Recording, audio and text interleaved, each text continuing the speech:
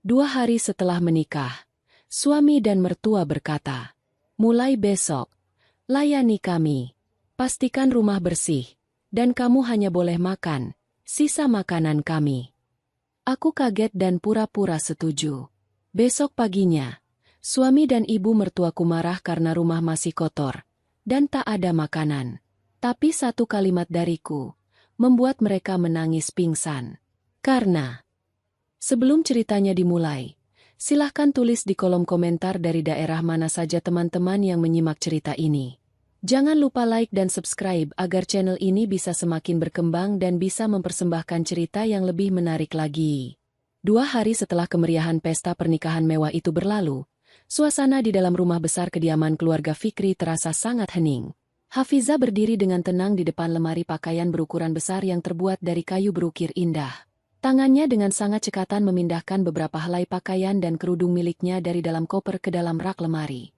Setiap gerakan yang ia lakukan terlihat begitu anggun dan teratur. Dari luar, ia tampak seperti seorang istri baru yang sedang mencoba menyesuaikan diri dengan kehidupan rumah tangganya yang baru seumur jagung. Fikri, laki-laki yang kini berstatus sebagai suaminya, sebelumnya selalu bersikap sangat manis, penuh dengan perhatian, dan bertutur kata lembut selama masa perkenalan mereka. Ibu dia, ibu mertuanya, juga tidak pernah absen menampilkan senyum hangat layaknya seorang ibu kandung yang begitu menyayangi putrinya. Namun, Hafiza menyadari penuh bahwa semua kebaikan yang ditunjukkan oleh suami dan mertuanya itu hanyalah sebuah sandiwara belaka. Benar saja, dugaannya sama sekali tidak meleset. Suara langkah kaki yang berat dan terburu-buru terdengar semakin mendekati pintu kamarnya, memecah kesunyian yang sejak tadi menyelimuti ruangan tersebut. Pintu kayu tebal itu didorong dengan sangat kasar dari luar hingga terbuka lebar dan membentur dinding dengan suara benturan yang sangat keras. Hafiza menoleh perlahan ke arah sumber suara. Di ambang pintu, berdirilah Fikri dan Ibu Diah dengan postur tubuh yang menantang. Wajah mereka berdua tidak lagi memancarkan kehangatan seperti saat mereka berdiri di atas panggung pernikahan kemarin. Kini, yang terlihat hanyalah raut wajah angkuh, sangat merendahkan, dan penuh dengan kebencian yang tidak ditutupi lagi. Ibu Diah melangkah masuk ke dalam kamar dengan gaya pongah, melipat kedua tangannya di depan dada sambil mengangkat dagunya tinggi-tinggi. Ia menatap Hafiza dari ujung kepala hingga ujung kaki dengan tatapan penuh rasa jijik, seolah-olah sedang melihat sesuatu yang sangat kotor. Fikri menyusul tepat di belakang ibunya, menyandarkan tubuhnya pada kusen pintu sambil menyunggingkan senyum miring yang sangat meremehkan. Hafiza menundukkan kepalanya sedikit, sengaja membiarkan mereka merasa berada di atas angin dan berpura-pura tidak mengerti dengan perubahan sikap yang terjadi secara tiba-tiba tersebut. Ia membiarkan tangan kanannya tetap memegang gantungan pakaian. Dia menunggu apa yang akan diucapkan oleh mertua dan suaminya itu. "Berhenti melakukan pekerjaan tidak berguna itu," ucap Ibu Diah dengan nada suara tinggi dan memotong keheningan ruangan dengan tajam. "Kamu pikir kamu pindah ke rumah mewah ini untuk bersantai dan menjadi seorang ratu peliharaan? Jangan pernah bermimpi. Mulai besok pagi, kamu yang harus mengurus seluruh pekerjaan rumah ini dari ujung depan sampai ke belakang. Kamu harus menyapu lantai, mengepel semua ruangan, mencuci semua pakaian kotor kami, dan memasak makanan untuk kami berdua. Tidak boleh ada satu titik debu pun yang tertinggal di lantai rumahku." Hafiza melebarkan matanya, menampilkan ekspresi terkejut yang sangat meyakinkan seolah-olah dunianya baru saja runtuh. Ia menatap ke arah Fikri, memasang wajah memelas berharap mendapat pembelaan atau setidaknya sedikit penjelasan dari laki-laki yang baru saja mengikat janji suci dengannya itu. Namun, Fikri justru tertawa pelan dan menatap Hafiza dengan pandangan yang jauh lebih merendahkan daripada ibunya. "Dengar itu baik-baik apa kata ibu saya," ucap Fikri dengan nada dingin yang menusuk tulang. "Kamu berada di sini hanya sebagai pajangan dan tenaga gratis. Kamu hanyalah seorang perempuan sebatang kara miskin yang kebetulan saya kasihani agar kamu tidak mati kelaparan di jalanan. Tugasmu sekarang adalah melayani kami seumur hidupmu. Dan ingat satu hal lagi, kamu sama sekali tidak berhak memakan makanan yang sama dengan kami. Kamu hanya boleh memakan sisa makanan kami yang sengaja disisakan di atas meja. Apakah kepalamu yang bodoh itu mengerti?" Ibu Diah melangkah lebih dekat ke arah Hafiza, memangkas jarak di antara mereka hingga sangat dekat. Jari telunjuknya terangkat dan mengarah tepat ke depan wajah Hafiza. "Jangan pernah berani melawan atau membantah kata-kataku.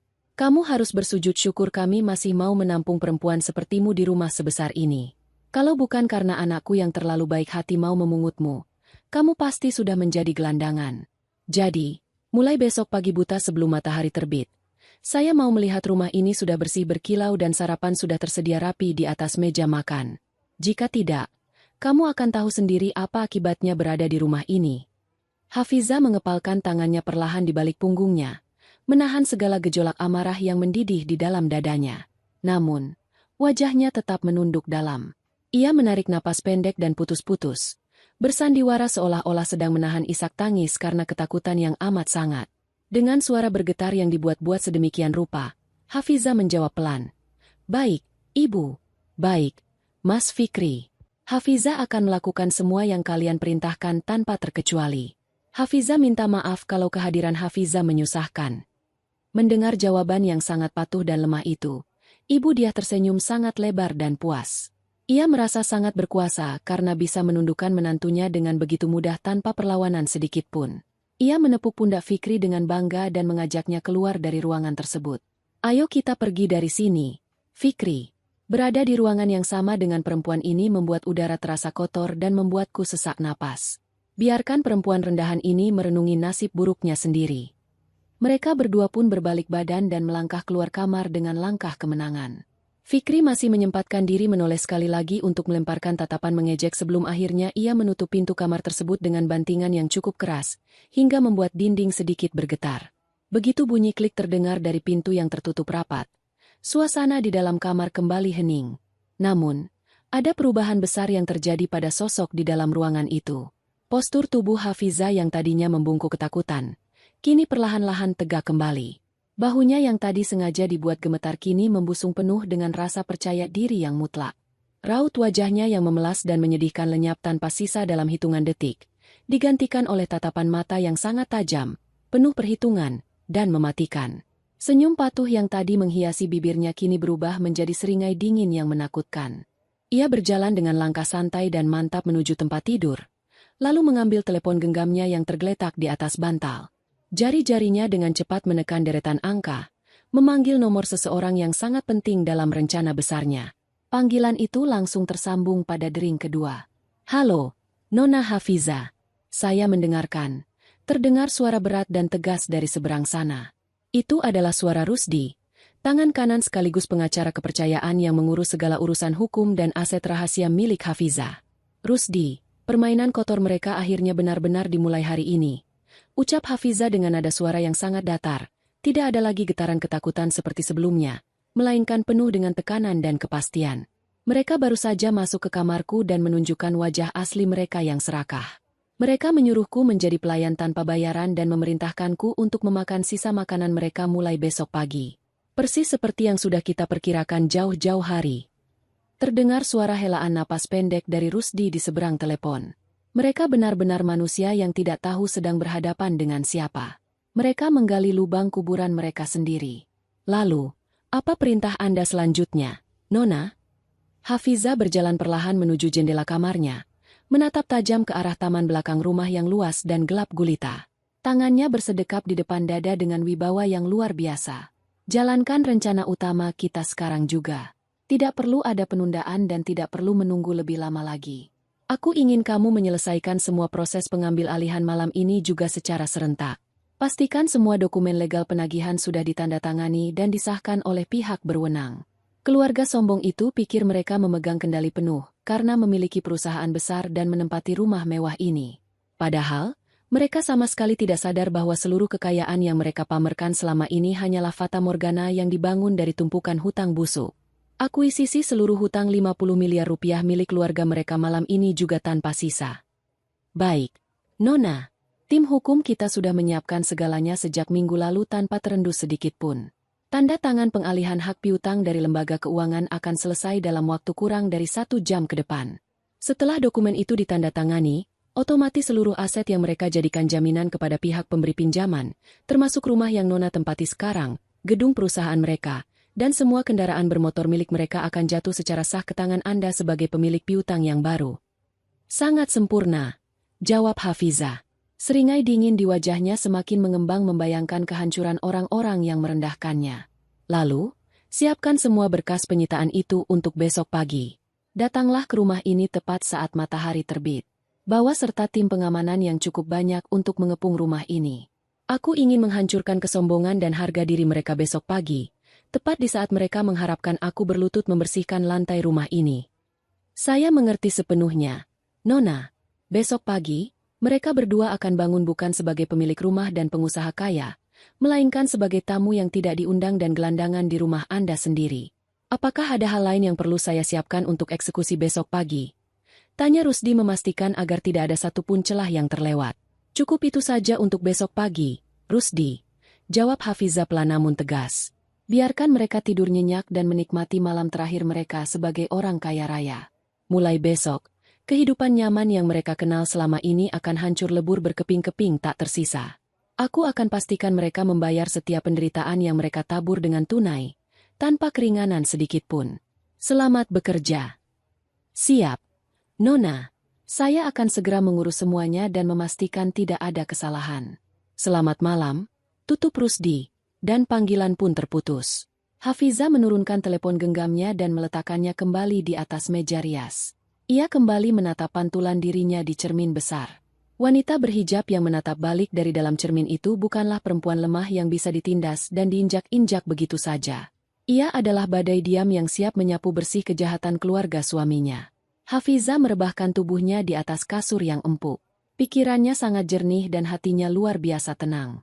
Ia memejamkan mata, menantikan datangnya pagi yang akan menjadi awal dari pembalasan dendamnya. Malam itu terasa begitu panjang bagi Hafiza, bukan karena kesedihan yang mendalam, melainkan karena rasa tidak sabar yang meluap-luap untuk melihat wajah hancur orang-orang yang telah meremehkannya. Ia telah merencanakan segalanya dengan sangat rapi dan teliti, menyusup masuk ke dalam keluarga pembunuh ini dengan membuang seluruh atribut kekayaannya, berpura-pura menjadi yatim piatu miskin agar Fikri dan Ibu Diah masuk ke dalam perangkapnya. Kini, mangsanya sudah benar-benar masuk ke dalam kandang tanpa menyadari bahwa pintunya telah terkunci rapat dari luar dan kunci itu dipegang oleh Hafiza. Ia tersenyum puas sebelum akhirnya benar-benar terlelap, membiarkan waktu berputar menuju pagi yang akan mengubah nasib semua penghuni rumah tersebut selamanya.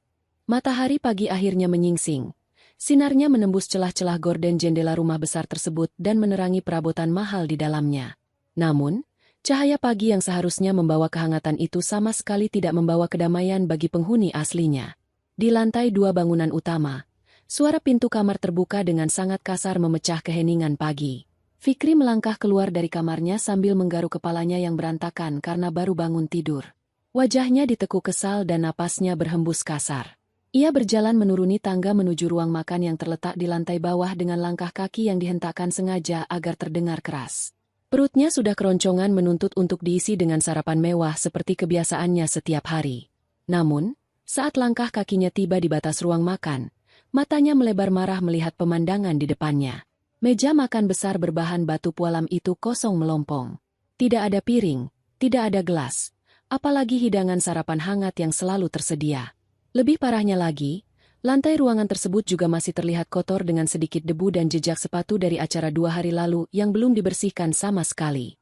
Dari arah tangga belakang, Ibu Diah turun dengan langkah tergesa-gesa dan wajah yang jauh lebih murka daripada anak laki-lakinya. Ia mengenakan pakaian tidur mewahnya sambil berkacak pinggang. Matanya menyapu seluruh ruangan lantai bawah yang sama sekali belum tersentuh gagang sapu maupun kain pembersih lantai. Kesombongannya langsung tersulut seketika melihat perintah mutlaknya diabaikan begitu saja. "Fikri, mana istri tidak berguna itu?" teriak Ibu Diah dengan suara melengking tinggi yang menggema memantul di seluruh penjuru dinding rumah. Jam segini rumah masih seperti kapal pecah dan meja makan kosong melompong. Apa dia tuli dan tidak mendengar perintahku semalam? Berani-beraninya dia menantangku di rumahku sendiri. Fikri mendengus dengan sangat kasar. Tangannya mengepal kuat menahan emosi yang siap meledak. "Aku juga tidak tahu, Ibu. Beraninya perempuan rendahan itu mengabaikan perintah kita. Pasti dia masih tidur nyenyak di kamarnya sambil bermalas-malasan. Ayo kita datangi kamarnya sekarang juga dan beri dia pelajaran fisik agar dia sadar diri di mana posisinya di rumah ini." Ibu dan anak itu berjalan berdampingan dengan cepat dan penuh amarah yang meluap-luap menuju kamar Hafiza yang berada di lorong sebelah barat lantai 1. Sepanjang langkah, Ibu Diah terus mengomel memaki-maki Hafiza dengan berbagai sebutan merendahkan yang sangat menyakitkan telinga. Mereka berdua merasa sangat berhak dan memiliki kuasa penuh untuk melakukan hal tersebut karena menganggap Hafiza tidak memiliki keluarga atau siapapun untuk melindunginya. Setibanya di depan pintu kamar Hafiza, Fikri tidak repot-repot mengetuk pintu kayu tersebut. Ia langsung mengangkat kaki kanannya dan menendang pintu itu dengan kekuatan penuh, hingga terbuka lebar dan membentur dinding dengan suara debuman keras. "Hafiza, bangun kamu perempuan pemalas!" teriak Fikri menggelegar saat pintu itu terbuka. Namun, teriakan Fikri mendadak terhenti di kerongkongannya. Ibu Diah yang hendak menyambung makian kasar pun seketika menutup rapat mulutnya.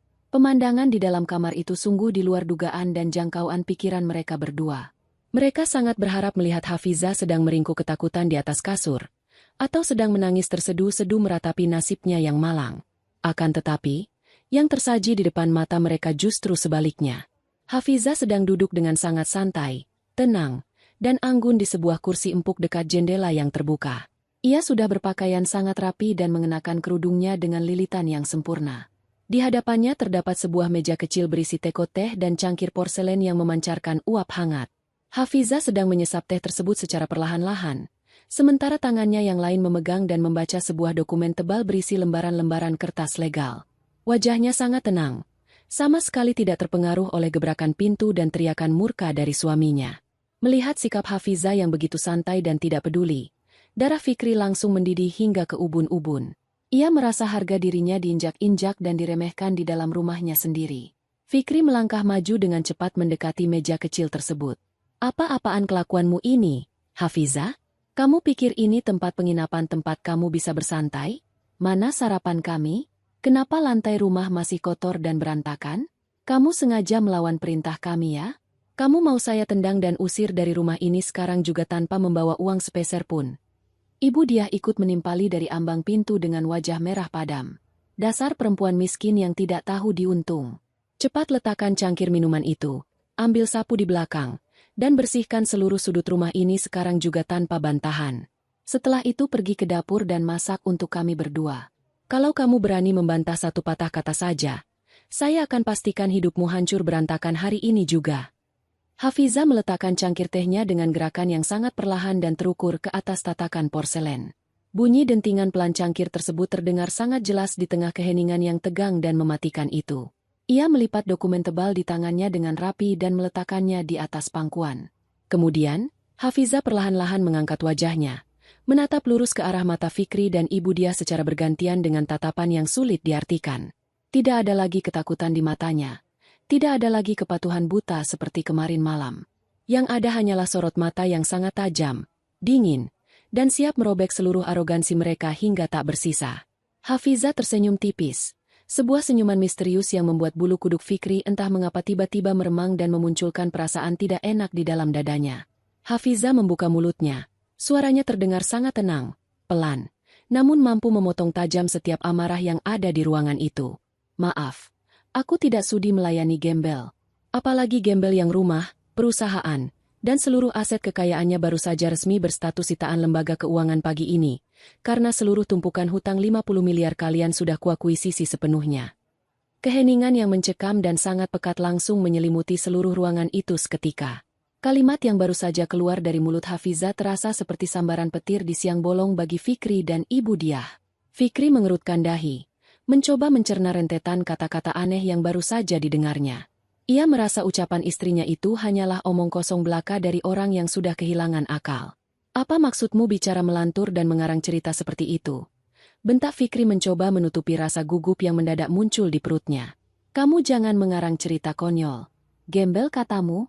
Aku ini pengusaha sukses, pemilik perusahaan besar, dan ini adalah rumah pribadiku. Kamu pasti sudah gila karena terlalu ketakutan menghadapi ancaman kami." Hafiza sama sekali tidak terpengaruh oleh bentakan itu. Ia hanya menaikkan sebelah alisnya dengan gaya yang sangat santai dan elegan. "Mengarang cerita? Kalau kamu merasa aku berbohong, coba periksa telepon genggammu sekarang juga, Mas Fikri. Pastikan kamu membaca dengan teliti setiap pesan yang masuk dari pihak penagih pagi ini." Mendengar nada bicara Hafiza yang sangat yakin dan penuh percaya diri, tangan Fikri mendadak berkeringat dingin. Dengan gerakan terburu-buru dan gemetar, ia merogoh saku celananya dan mengeluarkan telepon genggam miliknya. Begitu layar perangkat tersebut menyala, mata Fikri langsung tertuju pada puluhan deretan pemberitahuan yang masuk secara bersamaan dari berbagai lembaga tempat ia meminjam uang selama bertahun-tahun. Pesan-pesan elektronik itu berisi informasi resmi dan mendesak bahwa seluruh fasilitas kredit perusahaannya telah dibekukan secara sepihak. Tidak hanya itu, Ada beberapa pesan dari pengacara perusahaannya sendiri yang menyatakan bahwa pihak pemberi pinjaman yang baru telah mengeksekusi hak sita atas semua aset perusahaan, rekening pribadi, hingga rumah mewah yang mereka pijak saat ini juga. Semuanya terjadi dalam waktu 1 malam saja, dan semuanya mengikat sah secara hukum yang berlaku. Fikri membaca pesan-pesan itu berulang-ulang, membelalakan matanya, berharap ia hanya salah membaca atau sistem sedang mengalami gangguan. Namun deretan angka hutang dan surat penyitaan itu terpampang begitu nyata. Tangannya mulai gemetar hebat hingga perangkat komunikasi itu hampir terlepas dan jatuh ke lantai. Wajahnya yang tadinya memerah karena amarah, kini berubah pucat pasi, sedingin dan sepucat mayat hidup. Fikri, ada apa denganmu? Kenapa diam saja dan gemetar seperti itu? Apa yang perempuan gila ini katakan sama sekali tidak benar, kan? Tanya Ibu Diah dengan nada suara yang mulai bergetar karena panik melihat reaksi putranya. Ia melangkah mendekati anaknya dan mencoba melihat layar telepon genggam tersebut dengan mata kepalanya sendiri. Namun Fikri tidak bisa menjawab pertanyaan ibunya. Mulutnya terasa sangat kaku seolah-olah dikunci rapat. Ia menatap Hafiza dengan pandangan kosong, hancur, dan penuh ketidakpercayaan. Bah, bagaimana mungkin hutang sebanyak itu? Siapa kamu sebenarnya? Gumam Fikri dengan suara yang sangat pelan, serak, dan bergetar menahan tangis kehancuran. Aku adalah pemilik sah dari setiap jengkal lantai yang kalian injak sekarang, jawab Hafiza dengan suara tegas yang tidak terbantahkan. Ia berdiri perlahan dari kursinya, merapikan bajunya dengan tenang dan penuh wibawa. Kalian pikir kalian bebas menindas dan menginjak-injak orang lain karena kalian kaya? Kekayaan yang kalian banggakan itu hanyalah ilusi semata yang dibangun di atas tumpukan hutang yang tak mampu kalian lunasi. Dan semalam, aku telah membeli semua hutang itu. Jadi, pertanyaannya sekarang, siapa yang sebenarnya sedang menumpang di rumah siapa? Ibu Diah yang sudah kehilangan kesabaran merebut paksa telepon genggam dari tangan Fikri. Matanya membelalak sangat lebar saat membaca dengan saksama pesan-pesan penyitaan aset yang tertera di layar. Baris demi baris kalimat hukum ia baca dengan napas yang semakin memburu dan tersengal-sengal. Kesombongannya yang selama ini menjulang setinggi langit seketika runtuh menghantam bumi berkeping-keping. Kenyataan pahit bahwa ia kini tidak memiliki apa-apa lagi, jatuh miskin, dan bahkan terjerat hutang puluhan miliar rupiah, membuat akal sehatnya menolak keras untuk percaya. Dadanya tiba-tiba terasa sangat sesak seolah-olah ditindih batu besar. Ia memegangi dadanya dengan kedua tangan sambil terengah-engah mencari pasokan udara. Tidak, ini tidak mungkin terjadi padaku, rumah kesayanganku, semua uangku, perusahaanku. Ratap Ibu Diah dengan suara serak yang memilukan. Air mata mulai menetes deras dari sudut matanya, melunturkan seluruh keangkuhannya. Kepanikannya memuncak hingga ia tidak bisa mengatur napasnya sendiri. Ia menangis histeris, menjerit-jerit meratapi nasib semua hartanya yang lenyap dalam sekejap mata. Tubuhnya mulai terhuyung ke belakang karena kehilangan keseimbangan. Fikri mencoba menahan tubuh ibunya agar tidak terjatuh. Namun lutut Ibu Diah sudah lebih dulu lemas tak bertulang. Pandangannya menjadi gelap gulita. Dan sedetik kemudian tubuh renta penuh keserakahan itu ambruk ke lantai. Jatuh pingsan tak sadarkan diri di pangkuan anak laki-lakinya. Ibu! Ibu bangun! Tolong buka matamu! Teriak Fikri sangat panik. Menepuk-nepuk pipi ibunya yang sama sekali tidak bergeming. Ia menatap Hafiza dengan tatapan marah yang bercampur baur dengan ketakutan luar biasa. Apa yang sudah kamu lakukan pada ibuku, Hafiza? Kamu benar-benar iblis. Hafiza memandang pemandangan menyedihkan di bawahnya itu dengan tatapan mata yang sangat dingin, tanpa ada belas kasihan sedikit pun yang tersisa di hatinya. Aku sama sekali tidak menyentuh ibumu barang seujung jari pun. Keserakahan kalian sendirilah yang akhirnya mencekik leher kalian sendiri. Tepat pada saat Fikri kebingungan dan menangis mencari bantuan untuk ibunya yang tak sadarkan diri, suara bel rumah berbunyi dengan sangat keras, melengking, dan panjang.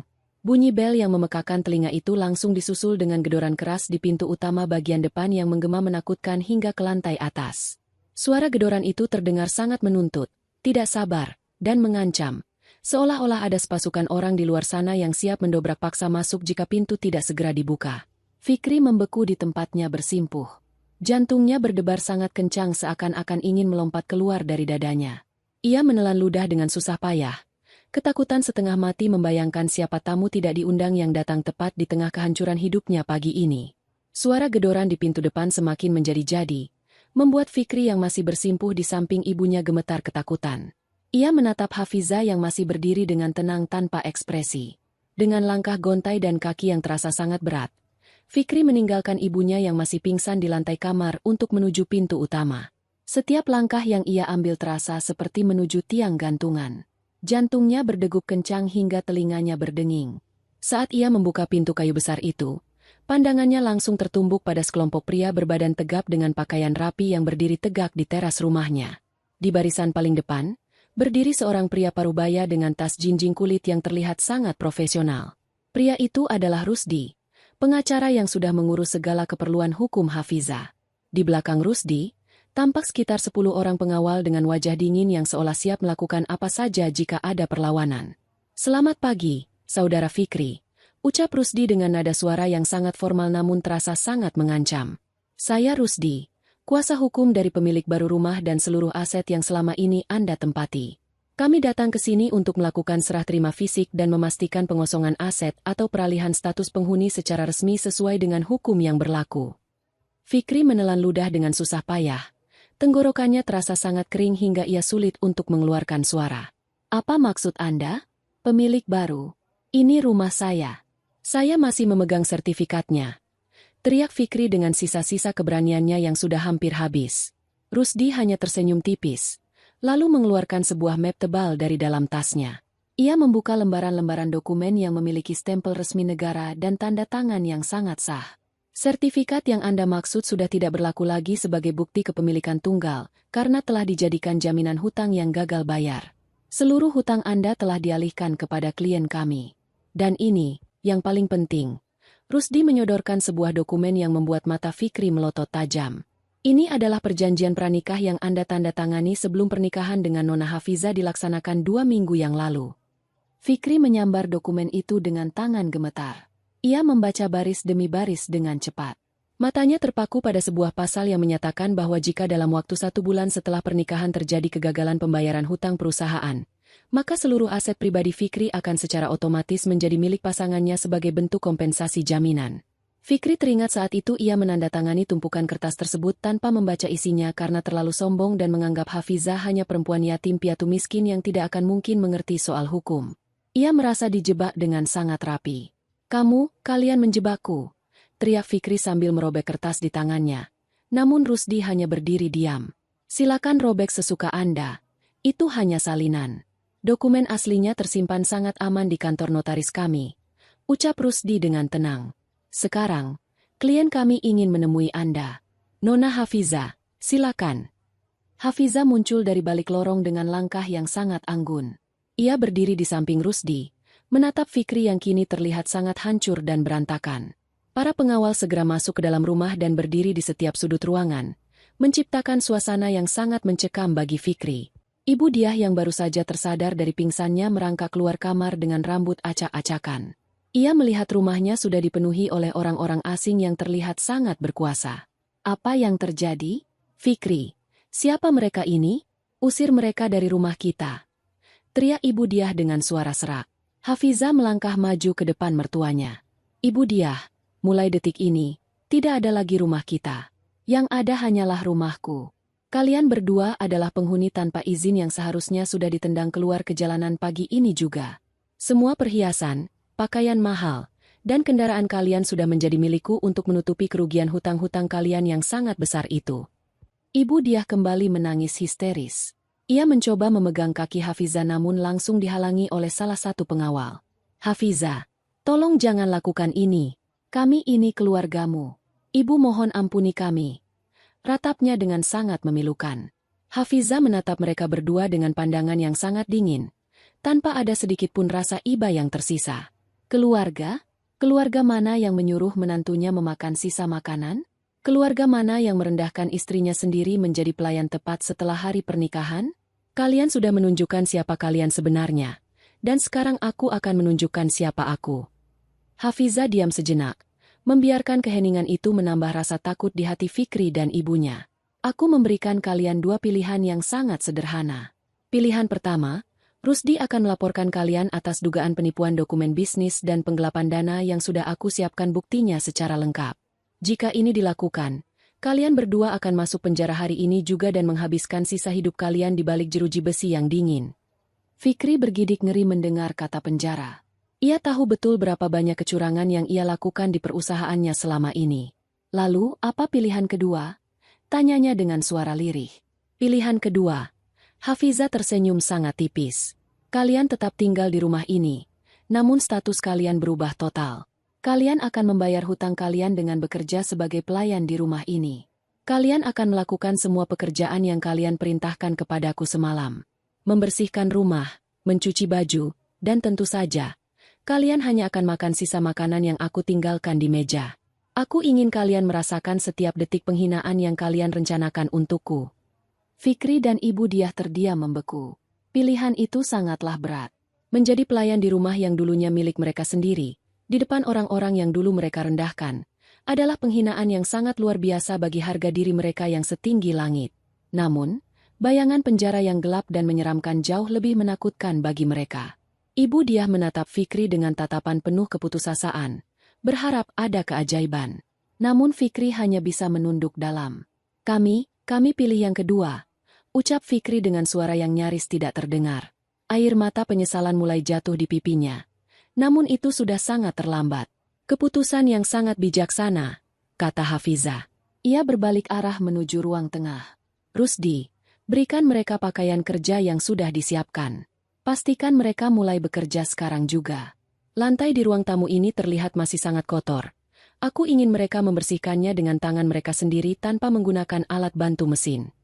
Rusdi memberikan isyarat kepada bawahannya untuk menyerahkan 2 pasang seragam kerja pelayan yang sederhana kepada Fikri dan Ibu Diah. Mereka menerima pakaian itu dengan tangan gemetar. Kehidupan mewah mereka berakhir di pagi yang cerah itu, berganti dengan kehidupan penuh kehinaan di bawah perintah wanita yang baru saja mereka injak harganya semalam. Hafiza duduk di kursi utama ruang tamu, menyaksikan suami dan mertuanya mulai berlutut di lantai untuk menggosok ubin dengan kain lap. Sebuah pemandangan yang sangat memuaskan bagi hatinya yang sudah lama menyimpan luka. Kehidupan di dalam rumah besar itu kini berubah menjadi neraka dunia bagi Fikri dan Ibu Diah. Sejak fajar menyingsing, mereka berdua sudah harus bangun untuk memulai pekerjaan berat yang tidak pernah mereka bayangkan sebelumnya. Fikri, yang biasanya bangun siang dan segera memesan kopi hangat, kini harus menggosok lantai teras yang sangat luas dengan hanya menggunakan sikat kecil dan air sabun. Tangannya yang halus kini mulai memerah dan melepuh akibat gesekan keras dengan lantai semen dan ubin. Setiap kali ia mencoba beristirahat sejenak, pengawal yang ditempatkan Hafiza akan segera menegurnya dengan suara yang sangat keras dan tegas, memaksanya untuk kembali bekerja tanpa henti. Di bagian dalam rumah, Ibu Diah bernasib sama buruknya. Wanita yang biasanya menghabiskan waktu untuk arisan dan pamer harta itu kini harus berkutat di ruang cuci. Ia harus mencuci tumpukan kain spray dan pakaian-pakaian milik Hafiza dengan tangan. Kuku-kukunya yang dulu dirawat dengan sangat mahal kini mulai rusak dan pecah. Air mata tidak pernah berhenti mengalir dari matanya setiap kali ia mengingat bagaimana dulunya ia memerintah orang lain dengan semena-mena.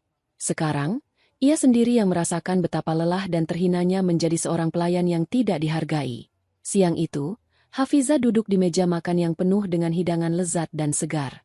Bau masakan yang sangat harum memenuhi ruangan, membuat perut Fikri dan Ibu Diah bergejolak hebat karena rasa lapar yang sangat menyiksa. Mereka berdua berdiri dengan kepala menunduk di sudut ruang makan, menunggu sisa makanan sesuai dengan perjanjian yang telah dibuat. Hafiza makan dengan sangat tenang, menikmati setiap suapannya sambil membaca laporan keuangan perusahaannya yang kini semakin berkembang pesat. Ia sama sekali tidak menatap ke arah suami dan mertuanya, seolah-olah mereka hanyalah benda mati yang tidak penting. Setelah selesai makan, Hafiza meninggalkan sebagian nasi dan lauk yang sudah berantakan di atas piringnya. Ia berdiri dan mengelap mulutnya dengan kain bersih. Kalian boleh makan sekarang. Bersihkan meja ini setelah kalian selesai. Aku tidak ingin melihat ada sisa makanan yang terbuang, karena itu akan menjadi jatah makan kalian untuk malam nanti juga. Ucap Hafiza sebelum melangkah pergi meninggalkan ruangan. Fikri dan Ibu Diah segera menyerbu meja makan tersebut. Mereka memakan sisa makanan Hafiza dengan sangat rakus, mengabaikan rasa malu yang masih tersisa. Rasa lapar telah mengalahkan harga diri mereka. Fikri merasa sangat terhina, namun ia tidak memiliki kekuatan untuk melawan. Di dalam hatinya, benih dendam mulai tumbuh kembali. Ia tidak terima diperlakukan seperti binatang di rumahnya sendiri. Ia mulai memikirkan berbagai cara untuk bisa membalikan keadaan dan merebut kembali semua hartanya dari tangan Hafiza. Malam harinya, saat Hafiza sudah berada di kamarnya dan suasana rumah sudah mulai sepi, Fikri yang bertugas membersihkan gudang di bagian belakang rumah menemukan sesuatu yang menarik perhatiannya. Di pojok gudang yang agak gelap, terdapat sebuah peti kayu kecil yang tidak terkunci sempurna. Fikri mendekati peti itu dengan sangat hati-hati, memastikan tidak ada pengawal yang mengawasinya. Saat ia membuka peti tersebut, matanya berbinar melihat tumpukan dokumen-dokumen lama dan sebuah brankas kecil yang tampak sangat penting. Ia mencoba mengutak-atik brankas tersebut dengan sisa tenaga yang ia miliki. Setelah beberapa waktu mencoba, pintu brankas kecil itu terbuka dengan suara dentingan pelan. Di dalamnya, Fikri menemukan beberapa dokumen yang berisi catatan transaksi keuangan rahasia milik Hafizah. Ia juga menemukan sebuah amplop besar yang berisi foto-foto lama dan catatan tentang kecelakaan yang menimpa orang tua Hafizah 10 tahun yang lalu. Fikri tersenyum sangat licik di tengah kegelapan gudang tersebut. Ia merasa telah menemukan senjata untuk menghancurkan Hafizah. Ia mengira dokumen-dokumen itu adalah bukti kelemahan bisnis Hafizah yang bisa ia gunakan untuk mengancam balik istrinya itu. "Kamu pikir kamu sudah menang, Hafizah?" bisik Fikri dengan suara yang sangat rendah penuh kebencian. "Aku akan menggunakan dokumen ini untuk menjatuhkanmu dan mengambil kembali semua yang seharusnya milikku. Kita lihat saja siapa yang akan tertawa paling akhir." Fikri segera menyembunyikan dokumen-dokumen itu di dalam pakaiannya yang kumal. Ia berencana untuk menghubungi Nabila, perempuan simpanannya yang selama ini ia sembunyikan dari siapapun. Nabila dikenal memiliki banyak koneksi dengan orang-orang di dunia hitam yang bisa membantunya menjual informasi rahasia tersebut, atau membuat dokumen palsu untuk menggugat kepemilikan aset Hafizah. Fikri merasa harapannya kembali muncul. Ia tidak menyadari bahwa setiap gerakannya di dalam gudang itu sebenarnya sudah terpantau oleh kamera tersembunyi yang sangat kecil, yang dipasang oleh Rusdi atas perintah Hafizah. Hafizah, yang memantau dari layar monitor di dalam kamarnya, hanya tersenyum dingin melihat tingkah laku Fikri. Ia sudah menduga bahwa Fikri tidak akan menyerah begitu saja dan akan mencoba mencari cara untuk berkhianat.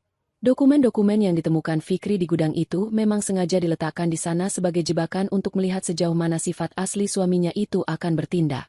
Hafizah ingin memastikan bahwa Fikri benar-benar orang yang tidak bisa diperbaiki lagi sebelum ia memberikan serangan terakhir yang akan benar-benar mematikan langkah suaminya itu selamanya. "Teruslah bermain, Fikri," ucap Hafizah pelan sambil menatap layar monitor. "Semakin kamu mencoba untuk lari dan berkhianat, semakin dalam lubang yang kamu gali untuk dirimu sendiri dan ibumu. Aku akan membiarkanmu merasa menang untuk sementara waktu, sebelum aku menjatuhkanmu dari tempat yang paling tinggi." Keesokan harinya, Fikri bekerja dengan wajah yang lebih cerah meskipun tubuhnya terasa sangat pegal. Ibu Diah yang melihat perubahan sikap anaknya merasa heran namun tidak berani bertanya banyak karena pengawasan pengawal yang sangat ketat. Fikri menunggu saat yang tepat untuk bisa menyelinap keluar atau setidaknya mengirim pesan kepada Nabila. Ia merasa rencana pelariannya sudah hampir matang, tanpa mengetahui bahwa ia sedang berjalan menuju perangkap yang jauh lebih mengerikan dari sekadar menjadi pelayan di rumah mewah itu. Kehancuran yang sesungguhnya baru saja akan dimulai, dan kali ini tidak akan ada lagi jalan kembali bagi mereka berdua. Hafizah sudah menyiapkan panggung yang sangat besar untuk mempertontonkan kejahatan masa lalu keluarga Fikri di depan umum, dan dokumen yang dicuri Fikri justru akan menjadi alat bukti utama yang akan menyeret mereka ke dalam kehancuran yang sangat memuaskan bagi penonton.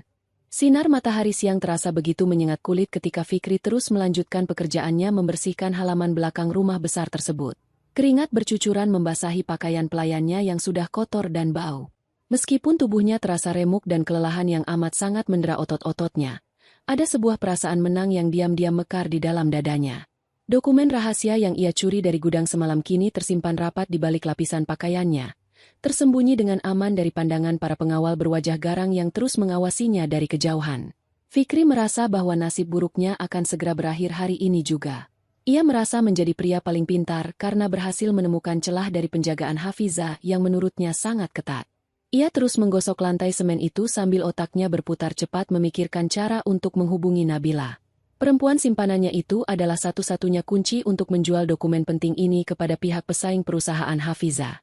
Fikri yakin dokumen itu berisi rahasia kelemahan bisnis yang jika jatuh ke tangan yang tepat akan bernilai miliaran rupiah. Cukup untuk membawanya dan ibunya lari jauh dari kehidupan yang penuh kehinaan ini. Kesempatan emas itu akhirnya datang ketika waktu istirahat sore tiba. Para pengawal memberikan waktu 15 menit bagi Fikri dan Ibu Diah untuk duduk di sudut ruang dapur kotor. Salah satu pengawal tampak lengah dan berjalan keluar untuk menerima panggilan telepon. Di sudut meja kayu tua tempat mereka duduk, Terdapat sebuah pesawat telepon rumah tangga yang biasanya digunakan untuk panggilan darurat antar pelayan. Fikri memastikan keadaan benar-benar aman, menoleh ke kiri dan ke kanan dengan gerakan cepat. Setelah yakin tidak ada mata yang mengawasi, ia meraih gagang telepon tersebut dengan tangan gemetar dan menekan deretan nomor yang sudah ia hafal di luar kepala. Panggilan itu tersambung dengan cepat. Terdengar suara lembut dari seberang sana. Suara Nabila yang seketika membuat Fikri merasa lega luar biasa. Dengan suara berbisik yang sangat pelan agar tidak terdengar hingga keluar ruangan, Fikri menceritakan semua rencananya.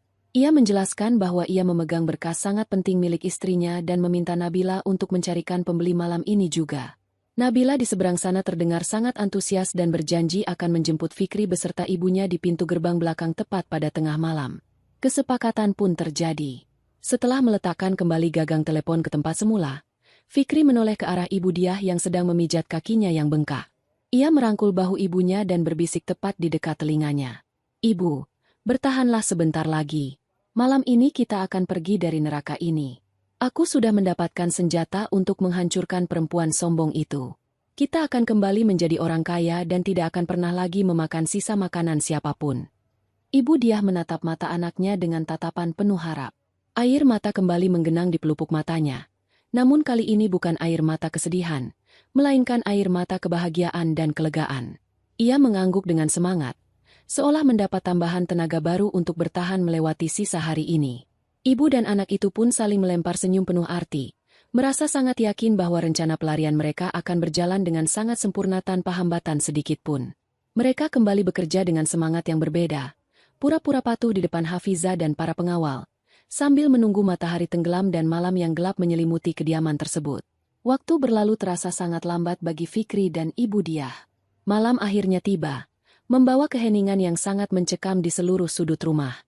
Jam dinding besar di ruang tengah sudah menunjukkan pukul 12 malam tepat. Suasana rumah sudah sangat sepi. Para pengawal tampaknya sudah beristirahat di pos depan, dan lampu kamar Hafiza sudah padam sejak 1 jam yang lalu. Fikri dan ibu dia mengendap-endap keluar dari kamar pelayan yang pengap. Mereka tidak membawa banyak barang, hanya sebuah tas kecil berisi beberapa pakaian ganti dan tentu saja dokumen rahasia yang menjadi tiket kebebasan mereka. Fikri berjalan di depan. Langkahnya sangat hati-hati agar tidak menimbulkan suara sekecil apapun. Ibu dia mengikuti tepat di belakangnya, menahan napas setiap kali melewati ruangan yang gelap. Jantung mereka berdegup sangat kencang.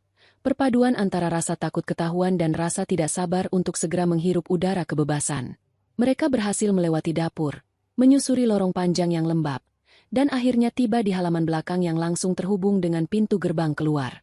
Udara malam terasa sangat dingin menusuk tulang. Namun Fikri tidak mempedulikannya. Matanya terus menatap tajam ke arah pintu gerbang besi tinggi yang menjulang di depannya. Di balik gerbang itu, kebebasan dan kekayaan sudah menunggu. Nabila pasti sudah menunggunya dengan sebuah kendaraan yang siap membawa mereka lari. Fikri meraih tangan ibunya, menuntunnya berjalan lebih cepat melintasi rumput taman yang basah oleh embun. Tangannya yang dingin menyentuh gagang besi pintu gerbang tersebut. Ia menoleh ke belakang sekali lagi, memastikan tidak ada siapapun yang mengikuti mereka dari dalam rumah. Semuanya tampak aman terkendali. Senyum kemenangan mulai tersungging di bibirnya. Ia memutar kunci gerbang yang ternyata tidak dikunci dari dalam. Dengan perlahan, ia mendorong pintu besi berat itu hingga terbuka sedikit, cukup untuk dilewati oleh 1 orang. Fikri melangkah keluar, diikuti oleh ibu dia yang bernapas sangat lega. Namun, belum sempat mereka melangkah lebih jauh dari ambang pintu gerbang, tiba-tiba sebuah suara tepuk tangan pelan bergema memecah kesunyian malam.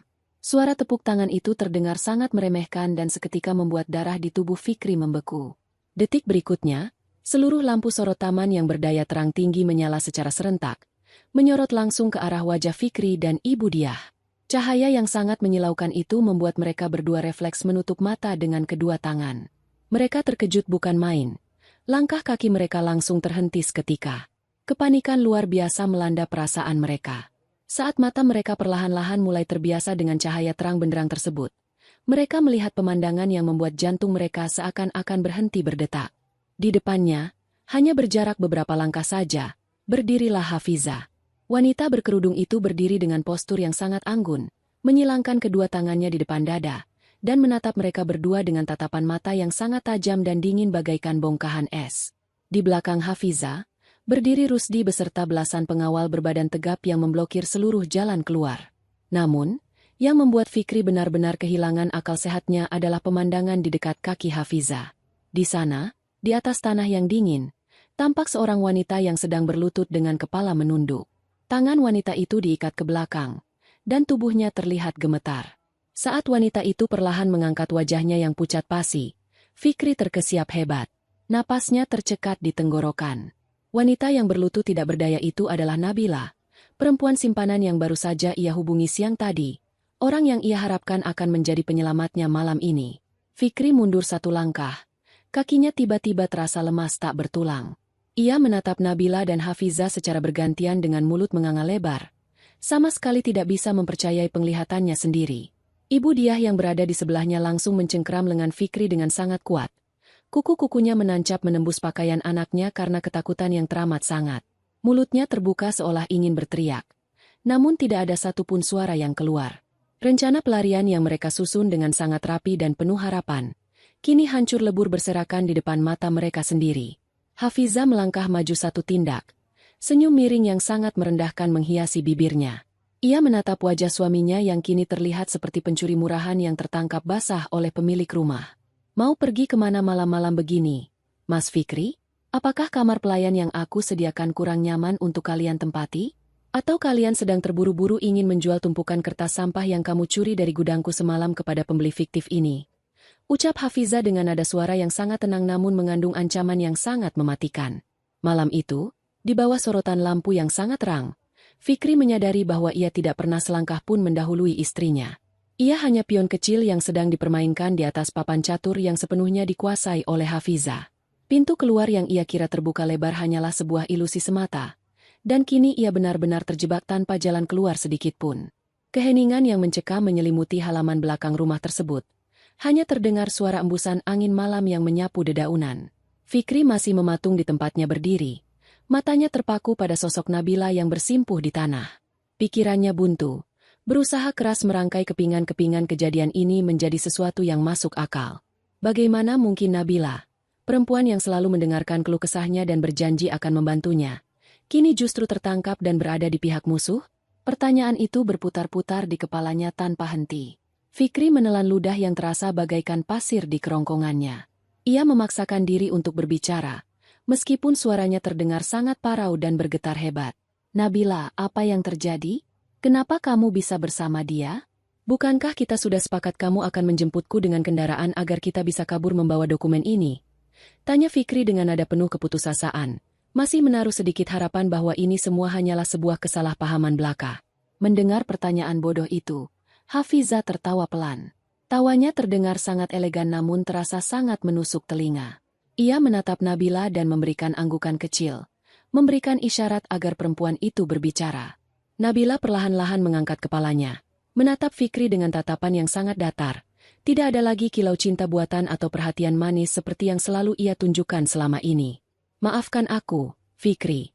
Ucap Nabila dengan suara yang sangat tenang, sama sekali berbeda dengan nada bicaranya siang tadi di telepon. Aku tidak pernah berniat menjemputmu untuk kabur. Semuanya hanya sandiwara. Pekerjaanku sejak awal adalah memantaumu dan melaporkan setiap pergerakanmu, sekecil apapun itu, kepada Nona Hafizah. Beliau adalah atasanku jauh sebelum kamu mengenalku. Beliau yang membayarku untuk masuk ke dalam hidupmu, menjadi simpananmu, dan mencari tahu semua kebusukan yang kamu sembunyikan dari publik. Jadi kesepakatan kita siang tadi tidak pernah benar-benar ada. Pernyataan Nabila menghantam dada Fikri bagaikan godam besi berukuran raksasa. Kakinya benar-benar kehilangan kekuatan hingga ia jatuh berlutut di atas rerumputan basah. Ia meremas kepalanya sendiri dengan kedua tangan, merasa seperti orang bodoh yang telah dipermainkan sejak awal. Tidak, ini tidak mungkin, kamu berbohong. Kamu bilang kamu menyayangiku. Kamu bilang kita akan kaya raya bersama-sama. Teriak Fikri histeris. Ia menolak menerima kenyataan bahwa satu-satunya orang yang ia percayai ternyata adalah duri yang ditanam oleh istrinya sendiri. Hafizah melangkah mendekati Fikri yang sedang meraung di tanah. Ia berdiri menjulang di hadapan pria yang kini tampak sangat menyedihkan itu. Sayang sekali, Mas Fikri. Semua yang kamu bangun hanyalah kebohongan. Jadi wajar jika kamu juga dihancurkan oleh kebohongan. Kamu begitu mudah tertipu oleh wajah cantik dan kata-kata manis. Dan mengenai dokumen yang kamu sembunyikan di balik pakaianmu itu. Hafiza menunjuk ke arah dada Fikri dengan dagunya. Silakan kamu buka dan baca dengan teliti di bawah cahaya lampu ini. Bacalah apa isi sebenarnya dari berkas yang kamu anggap sangat berharga itu. Dengan tangan yang masih gemetar tak terkendali, Fikri merogoh balik bajunya dan mengeluarkan map tebal yang ia curi. Ia membuka lembaran-lembaran kertas di dalamnya. Matanya menyusuri tulisan-tulisan tersebut. Dan seketika wajahnya berubah menjadi semakin pucat pasi. Tidak ada data keuangan penting, tidak ada rahasia perusahaan, dan tidak ada kelemahan bisnis apapun. Kertas-kertas itu hanyalah salinan laporan pengeluaran rumah tangga biasa dan beberapa lembar kertas kosong yang dicetak secara sembarangan. Brankas itu sengaja diisi dengan sampah untuk memancing sifat serakahnya. Fikri merasa dipermalukan hingga ke dasar jurang yang paling dalam. Dokumen itu adalah pancingan, dan kamu menelannya bulat-bulat lengkap dengan kailnya. Ucap Hafiza dengan nada sangat dingin. Kamu tidak hanya seorang pengkhianat dan suami yang buruk, tapi sekarang kamu resmi berstatus sebagai pencuri. Kamera pemantau di gudang merekam dengan sangat jelas saat kamu merusak brankas dan mengambil barang yang bukan milikmu. Rencana pencurian rahasia dagang ini sudah cukup untuk membuatmu membusuk di penjara selama bertahun-tahun lamanya. Fikri menangis sejadi-jadinya. Ia memeluk kaki Hafiza erat-erat, membuang seluruh sisa harga dirinya yang tersisa. Hafiza, tolong lepaskan aku. Aku mengaku salah. Aku memang bodoh. Tolong jangan serahkan aku ke pihak berwenang. Aku janji akan menjadi pelayanmu seumur hidupku asal kamu tidak memenjarakanku. Ampuni aku, Hafiza. Isak Fikri dengan sangat memilukan. Hafiza tidak sedikit pun tersentuh oleh tangisan suaminya. Ia menendang pelantangan Fikri hingga pelukannya terlepas. Aku tidak butuh pelayan pengkhianat sepertimu, desis Hafiza tajam. Namun, hukuman malam itu tidak berhenti sampai di situ saja. Hafiza memalingkan wajahnya dari Fikri dan kini mengarahkan pandangannya pada sosok lain yang sejak tadi hanya berdiri mematung dalam ketakutan. Tatapan Hafiza beralih menembus kegelapan, mengunci sosok Ibu Diah yang tubuhnya bergetar hebat bagaikan daun tertiup angin badai. Wanita tua itu menyadari bahwa sorotan kini tertuju padanya. Ia mencoba mundur selangkah, namun dua orang pengawal berbadan besar segera mencegahnya dan memaksanya untuk tetap berdiri di tempat. Hafiza berjalan perlahan. Langkah kakinya terdengar begitu mantap menyusuri rerumputan mendekati mertuanya tersebut. Pencurian ini sebenarnya belum seberapa. Ibu Diah, ini hanyalah masalah kecil yang bisa diselesaikan di pengadilan biasa. Tapi, ada masalah yang jauh lebih besar yang belum kita selesaikan. Suara Hafiza mendadak berubah menjadi sangat rendah, bergetar menahan amarah yang telah ia pendam selama bertahun-tahun lamanya. Ibu Diah menelan ludah dengan susah payah. Wajahnya dipenuhi keringat dingin. Masalah apa maksudmu? Kami sudah kehilangan segalanya. Hafiza, apalagi yang kamu inginkan dari perempuan tua sepertiku? Ucap Ibu Diah dengan suara serak yang memelas. Hafiza berdiri tepat di depan Ibu Diah, menatap lurus ke dalam bola mata wanita tua yang penuh dengan kebusukan itu. Kehilangan harta kalian sama sekali belum cukup untuk menebus apa yang kalian ambil dariku di masa lalu. Ucap Hafiza perlahan, menekankan setiap kata-katanya dengan penuh kebencian. Mari kita lupakan sejenak masalah dokumen curian ini. Mari kita bahas sesuatu yang terjadi jauh sebelum kamu menjadi orang kaya yang sombong. Mari kita bahas secara mendetail mengenai apa yang sebenarnya kamu lakukan pada sistem pengereman kendaraan milik mendiang ayahku 10 tahun yang lalu. Mendengar kalimat tersebut, mata Ibu Diah membelalak lebar. Bola matanya nyaris keluar dari kelopaknya. Wajahnya yang tadinya pucat kini berubah menjadi putih seputih kertas kosong. Napasnya terhenti seketika, dan seluruh persendian tubuhnya terasa lepas. Rahasia paling kelam yang ia simpan sangat rapat selama 1 dekade. Rahasia berdarah yang menjadi pondasi awal seluruh kekayaannya, kini diucapkan dengan sangat jelas oleh perempuan berhijab yang berdiri di depannya. Malam itu, Ibu Diah baru menyadari bahwa perempuan yang ia paksa menjadi pelayan tersebut bukanlah orang asing, melainkan malaikat maut yang datang untuk menagih nyawa atas dosa masa lalunya. Malam terasa semakin larut dan udara dingin yang berhembus menyapu dedaunan seolah ikut membeku mendengar pertanyaan mematikan yang baru saja dilontarkan oleh Hafiza. Ibu Diah berdiri mematung dengan mulut sedikit terbuka. Napasnya seakan terhenti di pangkal tenggorokan. Jantung wanita tua itu berdegup sangat kencang, memukul-mukul rongga dadanya dengan keras bagaikan genderang perang yang bertalu-talu. Pandangannya tidak bisa lepas dari wajah dingin wanita berhijab yang berdiri kokoh di hadapannya. Rahasia kelam yang telah ia kubur dalam-dalam selama 10 tahun lamanya, Kejahatan sempurna yang selama ini ia yakini tidak akan pernah terungkap oleh siapapun, tiba-tiba saja dibangkitkan kembali tepat di depan matanya. Fikri yang masih bersimpuh di atas tanah menoleh ke arah ibunya dengan tatapan bingung dan tidak mengerti. Pikiran Fikri masih sangat kacau akibat pengkhianatan Nabila dan kegagalannya melarikan diri malam ini, sehingga ia tidak bisa mencerna dengan baik apa maksud dari ucapan istrinya tersebut. Fikri mencoba menelaah setiap kata yang keluar dari mulut Hafizah. Namun otaknya menolak untuk memikirkan kemungkinan terburuk bahwa ibu kandungnya sendiri adalah seorang pembunuh berdarah dingin. Hafizah melangkah pelan memutari tubuh ibu Diah dengan gaya yang sangat mengintimidasi. Setiap ketukan langkah sepatunya di atas jalan setapak taman itu terdengar seperti perhitungan mundur menuju akhir dari kehidupan mewah keluarga tersebut. Hafizah menarik napas panjang, menghirup udara malam dalam-dalam untuk menenangkan gemuruh di dadanya sendiri yang kembali teringat pada masa lalu yang sangat menyakitkan. Kalian berdua terlalu sibuk menikmati tumpukan harta dan kekayaan hingga kalian lupa dari mana semua kemewahan ini berasal. Ucap Hafizah dengan suara yang sangat rendah dan penuh dengan tekanan emosi. Kalian selalu membusungkan dada dan memamerkan kesuksesan perusahaan kalian ke semua orang. Kalian mengaku sebagai pengusaha pekerja keras yang merintis semuanya dari bawah. Namun kebenarannya sangat jauh dari dongeng indah yang selalu kalian ceritakan. Semua yang kalian miliki hari ini, setiap keping uang yang kalian belanjakan untuk kesenangan kalian, adalah hasil dari darah dan air mata keluargaku. Ibu Diah mencoba menelan ludah, namun kerongkongannya terasa sangat kering seperti padang pasir. Ia memaksakan diri untuk membuka suara meskipun seluruh persendiannya gemetar hebat. Aku tidak tahu apa yang kamu bicarakan, Hafizah. Kamu pasti sudah salah paham atau mendengar cerita yang tidak benar dari orang yang membenciku. Ayahmu memang rekan bisnisku dulu, dan kecelakaan yang menimpanya adalah murni musibah lalu lintas biasa. Pihak kepolisian sudah menutup kasus itu 10 tahun yang lalu tanpa ada satupun tersangka. Kamu tidak bisa menuduhku sembarangan tanpa bukti. Aku bisa menuntutmu atas pencemaran nama baik jika kamu terus menyebarkan fitnah keji ini, ucap Ibu Diah dengan nada suara bergetar yang terdengar sangat dipaksakan, mencoba membangun kembali benteng pertahanannya yang sebenarnya sudah runtuh berkeping-keping. Mendengar sangkalan yang begitu menyedihkan itu, Hafizah berhenti melangkah dan berdiri tepat di hadapan Ibu Diah. Tatapan mata Hafizah berubah menjadi sangat tajam, menembus langsung ke dalam kebohongan yang tersimpan di balik wajah keriput mertuanya. Musibah lalu lintas biasa? Apakah kamu pikir aku bodoh? Aku menghabiskan seluruh masa mudaku untuk mengumpulkan setiap keping bukti yang berserakan, mencari setiap orang yang terlibat dalam kejahatanmu, dan menyusun semua kepingan teka-teki itu hingga menjadi sebuah gambaran yang sangat jelas. Desis Hafizah dengan kemarahan yang tertahan. Ayahku adalah pria yang terlalu baik. Beliau sangat percaya padamu dan menganggapmu sebagai sahabat sekaligus rekan kerja yang bisa diandalkan. Beliau membagikan semua ide cemerlangnya untuk membesarkan perusahaan bersama-sama. Tapi apa balasanmu? Kamu diliputi oleh keserakahan yang membutakan mata hatimu. Kamu ingin menguasai seluruh perusahaan dan menyingkirkan ayahku karena beliau menolak melakukan praktik bisnis kotor yang kamu usulkan.